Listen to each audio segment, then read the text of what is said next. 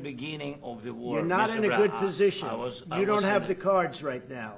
With us, you start having cards. But right now, you don't. Yeah, you're playing cards. You're playing cards. You're gambling with the lives of millions of people. You're gambling with World War III. You're gambling with World War III. And what you're doing is very disrespectful to the country, this country. It's back to you. Far more than a lot of people said they should have.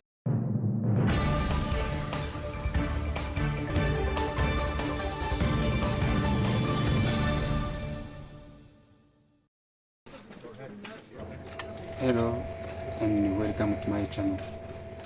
This is an official visit of Volodymyr Zelensky, where he met with Donald Trump, President of the United States of America. Hi, General.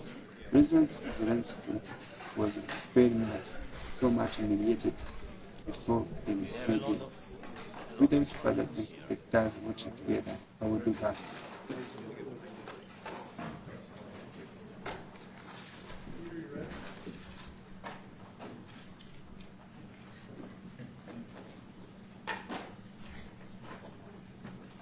Well, thank you very much. It's an honor to have President Zelensky of Ukraine, and we've been working very hard, very close. And we've actually known each other for a long time. We've been dealing with each other for a long time, and very well.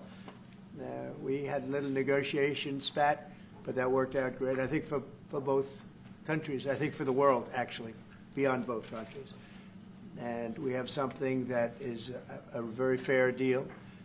And we look forward to getting in and digging and working and getting some of the rare earth. But it means we're going to be inside, and it's a big commitment from the United States, and we appreciate working with you very much. And we will continue to do that. We have had some very good discussions with Russia. I spoke with President Putin, and we're going to try and bring this to a close. It's something that you want and that he wants. We have to negotiate a deal. But we've started the confines of a deal, and I think something can happen. The big thing is the number of soldiers, mostly at this point, but soldiers being killed. You're losing thousands of soldiers. So on both sides, we're losing a lot of soldiers, and we want to see it stop. And we want to see the money get put to different kinds of use, like rebuilding. And we're going to be working very hard. But we've had a lot of very good conversations. I will say until we came along, the Biden administration didn't speak to Russia whatsoever. They didn't speak to anybody. They just allowed this to continue. And I will say that, I'll say in front of you, you've heard me say it 1,000 times, if I were president, this war would have never happened. We would have had a deal negotiated for you without having to go through what you've gone through. But your soldiers have been unbelievably brave. We've given them great equipment, but somebody has to use the equipment. They've been unbelievably brave, and we give them great credit. This was supposed to be over very quickly, and here we are 3 years later.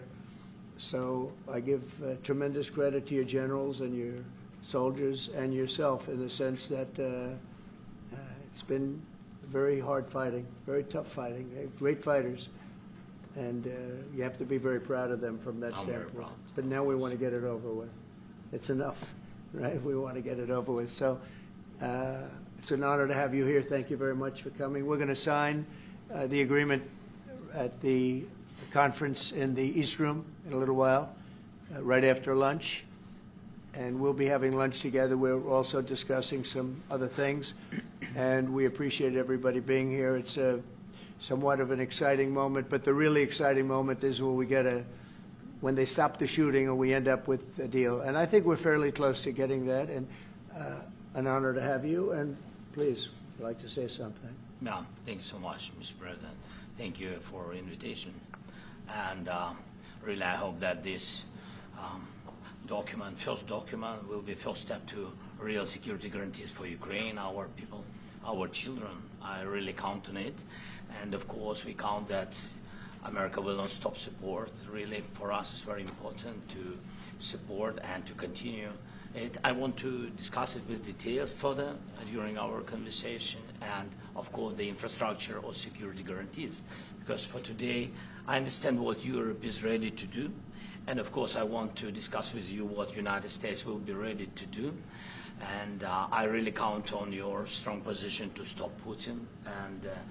And you said that enough with the war. I think that is very important, Ben, to say these words to Putin at the very beginning of war, because he is a killer and terrorist. But I hope that together we can stop him.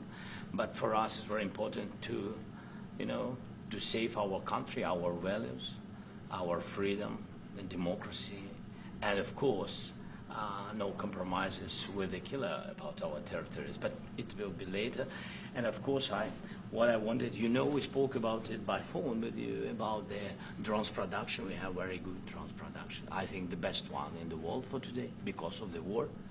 Yes, and of course, we need very much the air defense. You have the best air defense in the world, and really you helped us under attacks of Russians. And I want to speak how we can exchange the licenses. We're open to share the licenses of all our drones with you, of course, with the United States. And we need licenses for quick production of air defense. Even after the war, we need our nation to be calm, that we are secure. So that's why we need this air shield.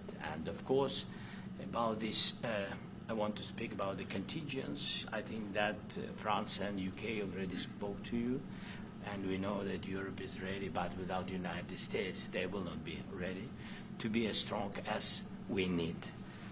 And the last point, last not least, about exchange, about our people and children. And you know that these crazy Russians, that they stolen 20,000 of children, Ukrainian children. They changed their names, they changed their families, relatives, and now they're in Russia. We want to bring them back, and really, it's a big dream, task, and goal for me, and our warriors. By the way, Mr. President, we exchanged, released more than 4,000 warriors from Russian prison, but there are thousands more in the prison. I wanted to share with you some images, how it's. Just can I now? Yeah, please, Have I? please. One minute. Just you to understand in what circumstances, in what situation they are, and what the attitude of Russia to our prisoners. That guys, just you before and after. And you see before and after, just you to understand. Now thousands of such guys, ladies and men, there. And so they don't eat, they beat them, and they do a lot of bad things. So out of, even during the war, there are rules. Everybody knows there are rules during the war. So these guys, they don't have any rules. You see that 50, 60 kilograms left, and a lot of such things. And I didn't want to show you what the changes with images of children, because I will just share with you. I mean, it's looking tragic. Yep, it's tough stuff. Yeah, I wanted very much to give you, and you see it. Yeah. This is pastor, by the way. They stolen pastors, because it's not Russian church. They stolen pastors and moved pastors to the prison. At the end of last year, we brought 3 pastors, and we could exchange them. And this is pastor, you see. Yeah, that's tough. Yeah. So I mean, I wanted to show you, and this. So thank you very much. We want to get that ended, right? Yeah. Of course, we And will. I think we will. And We have to, of course. do you have any questions, please? When you continue to ask you about the Go ahead, please.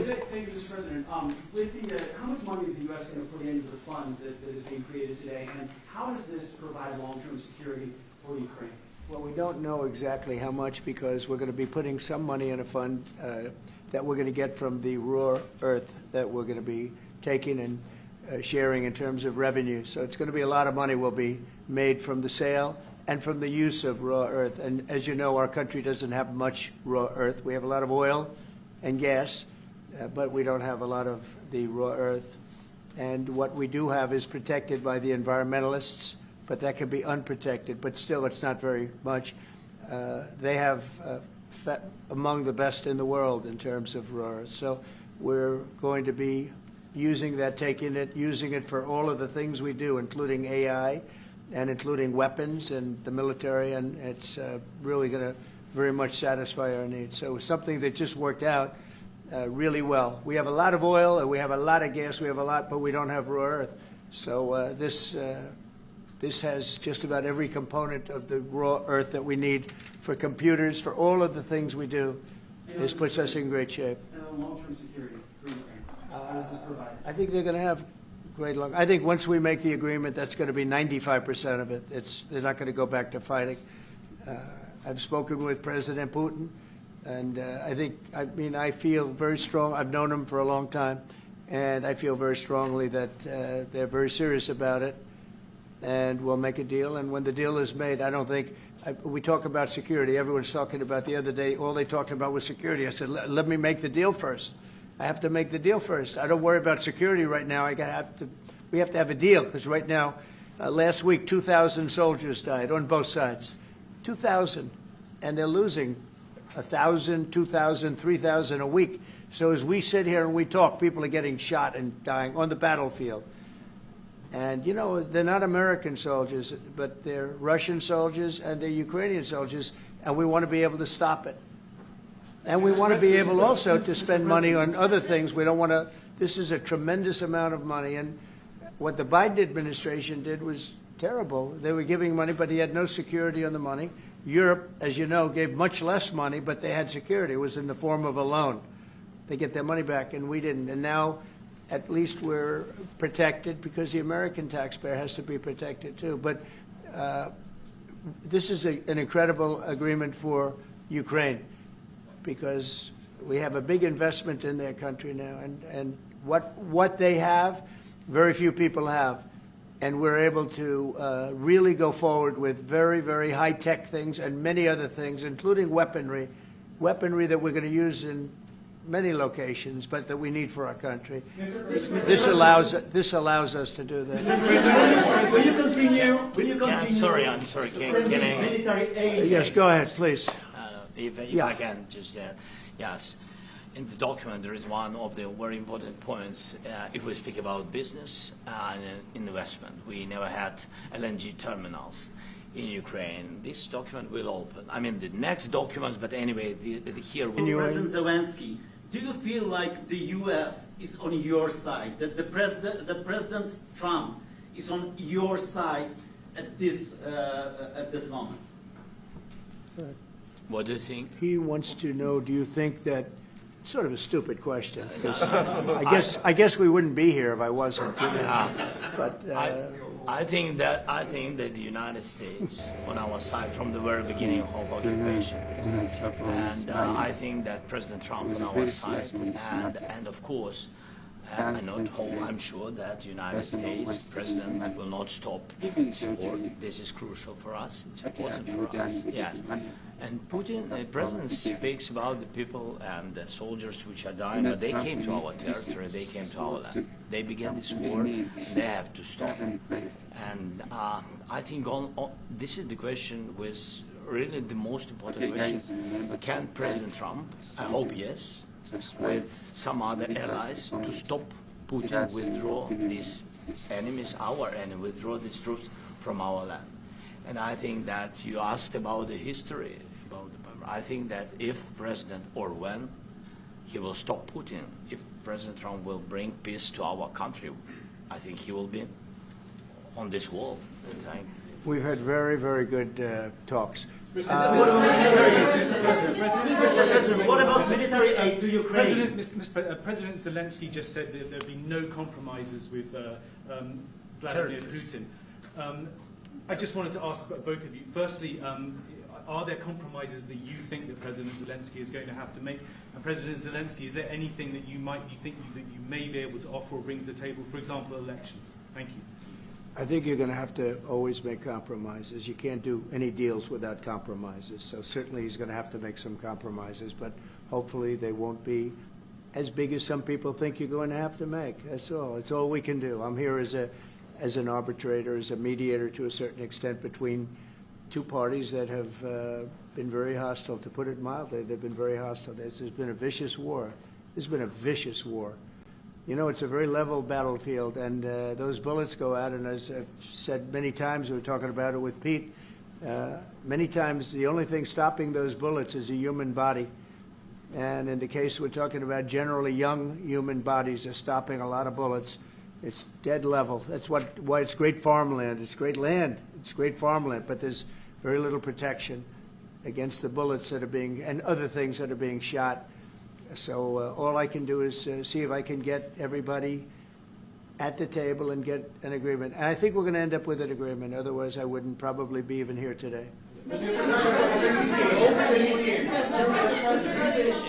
Mr. President, I've got two questions for you. Do you think ultimately your legacy will be the peacemaker and not the president that led this country into another war and ended foreign wars? And I've got a question. I hope it will. I mean, I hope I'm going to be remembered as a peacemaker.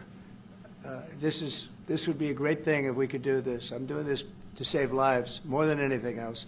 Second is to save a lot of money, but I consider that to be far less important. So I hope I'm going to, thank you, Brian, for that question. It was a nice question. I hope I'll be known and recognized as a peacemaker. This would be a great thing to solve. This is a very dangerous situation. You know, this could lead to a third world war. This was headed in the wrong direction. If this election were lost, if we didn't win this election, and by the way, we won it by a lot. That was a mandate. We won every swing state. We won the popular vote by millions and millions of votes. We won everything. The districts, you look at the areas of red, take a look at a map. This was a big mandate, and this was one of the things. I said, we're going to get this thing settled. If we didn't win, I think this could have very well ended up in a third world war, and that would not have been a good situation. What was your second question? My second question for President Zelensky. No. Why don't you wear a suit? Why? Why don't you wear a suit? You're the highest level in this country's office, and you refuse to wear a suit. Just want to see, do you own a suit? Yeah, you have problems. A lot of Americans have problems with you not Really? respecting I don't the have authority of such. this office.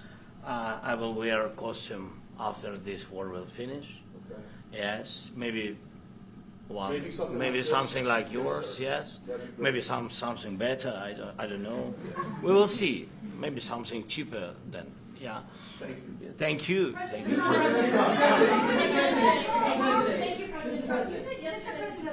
Are you going to send more arms to Ukraine in case there's no peace? Yeah, we're going to have arms to Ukraine, yeah, sure. Hopefully I won't have to send very much because hopefully we're going to have it finished. We're looking forward to finishing this quickly. We're not looking forward to sending a lot of arms. We're looking forward to getting the war finished so we can do other things. But we very much appreciate the agreement because we needed what they had, and we're treating, you know, our country is now treated fairly. Biden didn't do that. He didn't know what the hell he was doing. This should have never happened. This should have never started. But, you know, sure, the answer is yes, but hopefully we won't have to send much because I'm looking forward to getting it done quickly, very quickly. Does that mean you provide security guarantees, Mr. President? I don't want to talk about security yet because I want to get the deal done. You know, you fall into the same trap like everybody else. A million times you said over and over. I want to get the deal done. Security is so easy. That's about 2% of the problem. I'm not worried about security. I'm worried about getting the deal done. The security is the easy part. Security is very nice. Everybody stopped shooting. And now will Europe put people there? I know France is going to. I know the UK is going to. I know other countries are going to, and they happen to be right next door. We haven't committed, but we could conceivably. You know, we have security in a different form. We'll have workers there digging, taking the raw earth so that we can create a lot of great product in this country. So in that sense, you have something, but we haven't determined that yet. I will say, in speaking to France and in speaking to, and they were here, as you know, last week and just the other day, they have committed to a lot of security. I don't think you're going to need much security. I think once this deal gets done, it's over. Russia's not going to want to go back, and nobody's going to want to go back. When this deal ends, I really believe this deal is going to be over. Well, Question? yeah, Please go ahead. Thank you. Go ahead, please. Thank you so Yeah. much. President, Yeah. thank you. Thank you. Yeah, yeah. Macron and Keir Starmer at the White House this past week, both of whom praised your courage and conviction to lead the pathway towards peace. Yes. Part of that involved, though, re-engaging with Russia in diplomatic relations, something that previous leaders lacked the conviction to do so. What gave you the moral courage and conviction to step forward and lead that? Well, I love this guy. Who are you with? One American News, sir. Well, that's why I like him. One American News does a great job. I like the question. I think it's a very good question. It's a pathway to peace. It's a pathway to getting something solved. And I feel that as the head of this country, I have an obligation to do that. Plus, we're very much involved. We got involved. It's too bad we got involved because there should have been no involvement, because there should have been no war. And there shouldn't have been October 7th. That would have never happened. As you know, Iran was broke. They had no money to give to Hezbollah. They had no money to give to Hamas. They were stone cold broke. And then under Biden, they became rich as hell. They went from no money to $300 billion in a period of 4 years. And they gave a lot of that money away, and you see what happened. And that's a real mess also that we hope to be able to solve. But no, I appreciate your question very much. I feel I have an obligation to try and do something to stop the death. If I can answer, yes, if I can answer, Please, sorry, go ahead. please. And I do like your clothing, by the way. Yeah, really? Even though I think he's a great guy, by the way. But I don't know if you two like each other, but you know what? I think he's dressed. I think he's dressed I like beautifully. this guy. I don't know I think him. he's dressed beautifully. So I have more serious things than answer on such Yes, questions. sure, that's a I will good- answer on more serious That's a good questions if statement. I can. It's good. Yeah, so please, about security guarantees and about just ceasefire. We can't just speak about ceasefire and speak and speak. It will not work. Just ceasefire will never work, because I'm like a president. I have this experience, and not only me. Ukraine before my presidency, from the 2014, Putin broken 25 times. 25 times he broken his own signature. 25 times he broken ceasefire. But he never broke to me. He never broke to me. No, you were the president.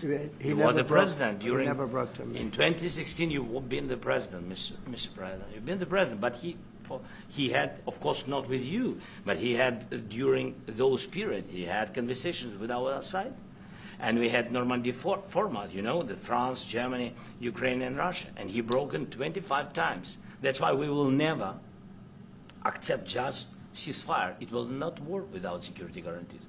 Security guarantees, maybe President is right about this document and other, but this document is not enough. Strong army is enough, because his soldiers afraid, Putin's soldiers afraid of our soldiers when we're strong enough. If we are not strong enough, if we are empty, if our storage is empty, we can't defend our land.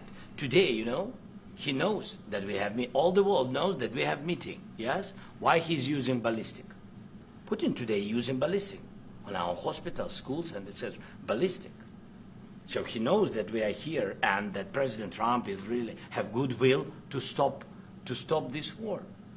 And you hear now the president. So why he's using? So he doesn't want to stop. He doesn't want. But I hope that we will do it. Really, we'll do it. Security, when we speak about security guarantees, when the Europeans are ready for contingents, they need USA backstop. If there will not be United States, we will not never have any contingents, strong contingents from the Europeans, because they don't want to divide alliance, connection between the United States as the main and strongest ally and Europeans. And this is crucial, this is important. That's what we want to speak about very much. This is very important. And air defense. So air defense, really, we have big deficit with all these systems, and we need to provide this. We need it very much. Otherwise, Putin will never stop, and will go further and further. He doesn't want. He hates us. It's not about me. He hates Ukrainians. He thinks that we are not a nation. He thinks, and he shares these thoughts. I think maybe with your team also. I don't know, but with all the Europeans, in media, officially and not, he always said that there is no such country, such nation, such language, and such life like Ukrainian. No, he really doesn't respect all the Ukrainians, and he wants to destroy us. And you are right, Mr. President. That's 2%. This document, maybe other documents, it's a very good start, very good, but it will not enough to stop this person. Should Russia change its Mr. President, may I one more question, please? Yeah, go ahead. I asked President They have to Zelensky pay. this question. You This didn't is like the rule. because- This is the rule of the because I- war. I'm This is sorry. the rule of the war. During all the centuries, all the history, this is the rule of the war. Who began, those pay. This is the rule. Putin began this war. He has to pay all money for innovation. He has to pay. Of course, some Russian assets, what we have in Europe, about 300 billion, we can use them. We can use for innovation and buy military support from the United States also. We can do it, but it's not enough. It's Mr. not enough. President, I asked this question that you didn't like because I wanted to know. Go ahead, please. Wait 1 second. I asked this question that you didn't like because I wanted to know if you want to position yourself in the middle between Russia and Yes, Ukraine, I or do. on the Ukraine side. No, I'm in the middle. I want to solve this thing. I'm for both. I want to get it solved. And it's wonderful to speak badly about somebody else, but I want to get it solved. If we can solve it, great. If we can't solve it, they're going to have to fight it out, and who knows what's going to happen. But I want to see it get solved. May I follow up? One more question about U.S. troops in Europe. After Russian invasion of Ukraine, your predecessor sent additional troops to Eastern Europe, including Poland, my country. Yeah. Are you committed to keeping these troops on the eastern flank of NATO in the future? I'm very committed to Poland. I think Poland has really stepped up and done a great job for NATO. They, as you know, they paid more than they had to. They are one of the finest groups of people I've ever known. I'm very committed to Poland. What about Baltics? Poland's in a tough neighborhood, you know. What about the Baltics? The Baltics, they got a lot of, it's a tough neighborhood too, but we're committed. We're going to be very committed, and we're committed to NATO. But NATO has to step up, and the Europeans have to step up more than they have. And I want to see them equalize, because they are in for far less than we're in, and they should be at least equal. You understand that? Why is the United States, we have an ocean in between, why is the United States in for so much more money and other things as Europe? With that being said, and as you said, they've also been obviously very helpful. But we have put in far more than they have, and I think they should equalize. Yeah, please, go ahead. About the agreement again today, what changed between the first time that Secretary Vance gave President Zelensky the agreement and today for the signing? We made a deal. So What was the I'm difference? just, Was there a deciding factor, or was there- I'm a business person. We made a deal. That's what changed. I didn't think we were going to make a deal, and we ended up making the deal, so that changed. You know? Mr. President, what and how do you envision a trilateral summit with President Zelensky and? I don't know, but it's, well, they don't like each other. I can tell you that. Okay? They do not like each other. This is not a love match, and it's unfortunate. That's why you're in this situation. The United States should not have allowed this to happen. Okay? The United States, run by a man that didn't know much, I'm going to be very nice, run by an incompetent person, very incompetent person, should never have allowed this to happen. I've stopped wars. I've stopped many wars. My people will tell you, I stopped wars that nobody ever heard about. I stopped wars before they ever started. You can look at some of, I could give you a lot of nations that would tell you right now they were probably going to war. I could tell you right now there's a nation thinking about going to war on something that nobody in this room has ever even heard about. Two smaller nations, but big, still big. And I think I've stopped it. But this should have never happened. Mr. President, About sorry, just a second. About any negotiations. First of all, I want really to tell you, and I think that everybody understands that Ukraine, more than Ukrainians, nobody wants to stop this war. But at the future, any negotiations, it's understandable that two sides of the war, not Russia and the United States, because this is not the war between Russia and the United States. This is a war of Russia against Ukraine and Ukrainian people. So these two sides will be at the anyway will be at the negotiation table. Then, of course, United States, like the strongest partner of the Ukraine, and of course Europe. I think Europe is very important. I want to speak about it with the president. Yes, Europe is very important for us because we really defend Europe for today. All Europeans really recognize that we are defending the line, and they have real life, and our people are dying. That's why they helped us. And also, it's about the NATO. Yes, between, like the president said, you have big, nice ocean. Yes, between us. But if we will not stay, Russia will go further to Baltics and to Poland, by the way. But first to the Baltics. It's understandable for them because they've been in the USSR. You know, they've been one of the republics of the USSR, and Putin wants to bring them back to his empire. It's a fact. And when he will go there, if we will not stay, you will fight. Your American soldiers, it doesn't matter, do you have ocean or not, your soldiers will fight. Mr. President, would you be willing to visit Ukraine, maybe Kyiv or Odessa, which is known to be a very Euro Black Sea? It was my question. Yeah. Sorry. I don't want to talk about Odessa now. Let's not talk about Odessa. I want to talk about making a deal, getting peace. We don't have to talk about Odessa, but a lot of cities have been destroyed. There are a lot of cities that are not recognizable. There's not a building standing. No, and a lot of things have to happen. You have to come and to look. No. We have very good cities. Yes, a lot of things have been destroyed, but mostly cities alive, and people work, and children go to school. Sometimes it's very difficult. Sometimes closer to front line, children have to go to underground schools or online. But we live. Ukraine is fighting, and Ukraine lives. This is very important. And maybe it's Putin is sharing this information that he destroyed us. He lost 700,000 people, 700,000 soldiers. He lost everything. Yes. So. Mr. President, one more.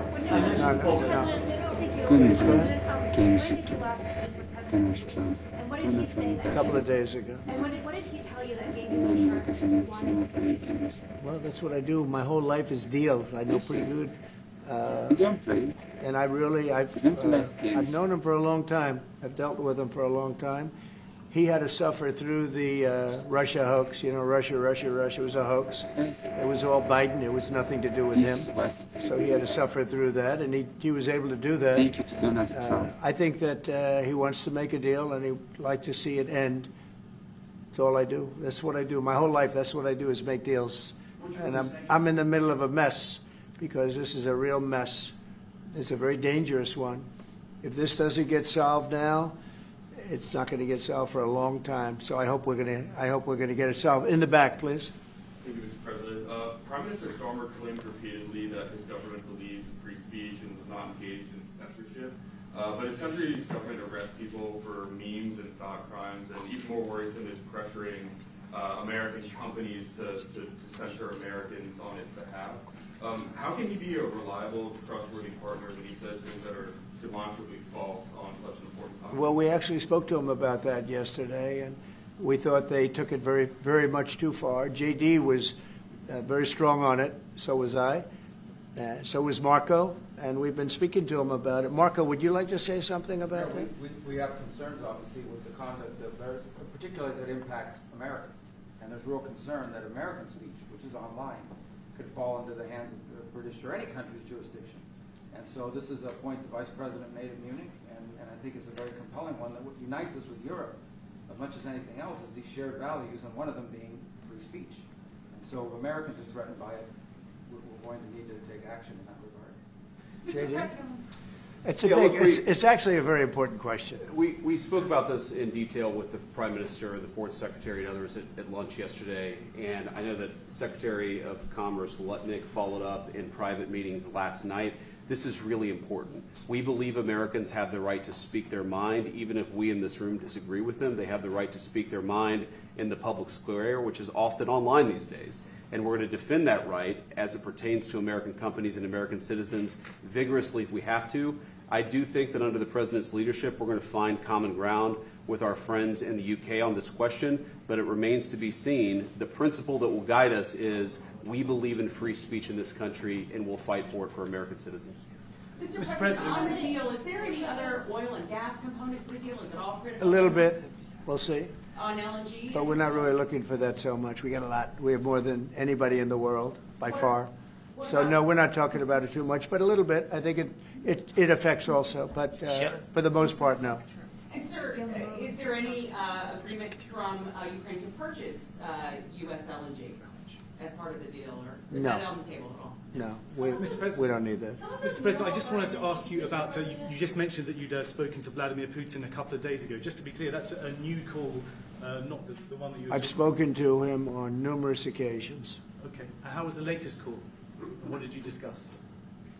How did it go? Are you serious with that question? I am. I'd love to know. It went well. I think we're going to have a deal.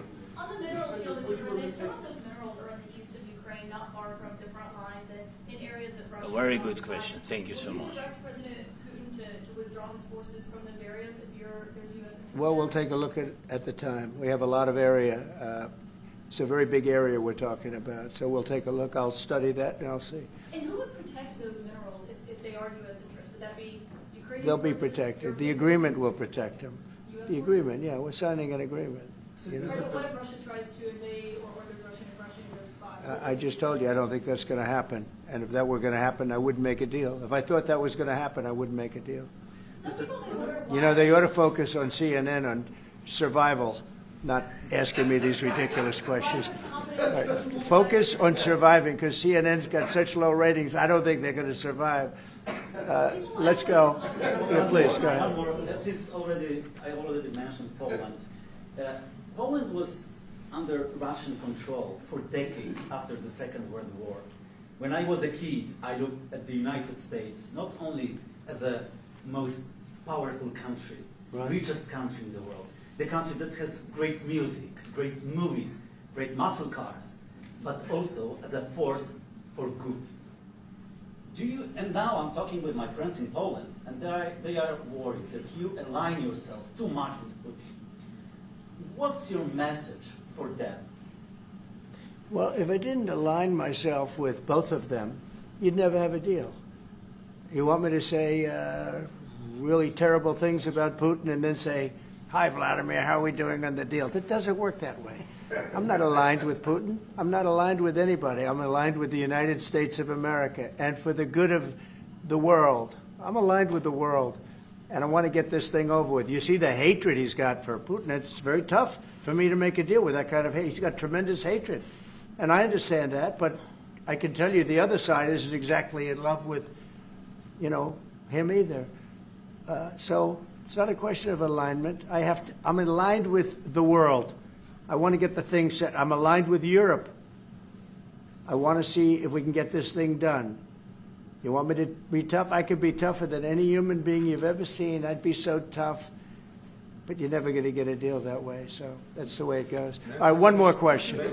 Yeah, please. Hey, I want to respond to this. So look, for 4 years in the United States of America, we had a president who stood up at press conferences and talked tough about Vladimir Putin, and then Putin invaded Ukraine and destroyed a significant chunk of the country. The path to peace and the path to prosperity is maybe engaging in diplomacy. We tried the pathway of Joe Biden of thumping our chest and pretending that the President of the United States' words mattered more than the President of the United States' actions. What makes America a good country is America engaging in diplomacy. That's what President Trump is doing. Can I ask you? Sure. Yeah? Yeah. Okay. So he occupied our parts, big parts of Ukraine, part of East and Crimea. So he occupied it on 2014. So during a lot of years, so I'm not speaking about just Biden, but those time was Obama, then President Obama, then President Trump, then President Biden, now the President Trump, and God bless, now President Trump will stop him. But during 2014, nobody stopped him. He just occupied and took. He killed people. You know what the contact line? 2015. 2014 2014. is 2014. Well, 2014. Yeah. So I was not here. Yeah, but That's exactly right. Yes, but during 2014 till 2022, what the situation the same. The people been dying on the contact line. Nobody stopped him. You know that we had conversations with him, a lot of conversation, my bilateral conversation, and we signed with him, me, like a new president, in 2019, I signed with him the deal. I signed with him, Macron and Merkel, we signed ceasefire. Ceasefire, all of them told me that he will never go. We signed him gas contract, yes, but after that, he broken the ceasefire. He killed our people and he didn't exchange prisoners. We signed the exchange of prisoners, but he didn't do it. What kind of diplomacy, J.D., you are speaking about? What do you mean? I'm talking about the kind of diplomacy that's going to end the destruction of your country. Yes, but if you are Mr. not President, strong... Mr. President, with respect, I think it's disrespectful for you to come into the Oval Office and try to litigate this in front of the American media. Right now, you guys are going around and forcing conscripts to the front lines because you have manpower problems. You should be thanking the President for trying to bring an end to this conflict. Have you ever been to Ukraine that you say what problems we have? I have been to. Come once. I've actually watched and seen the stories, and I know what happens is you bring people, you bring them on a propaganda tour, Mr. President.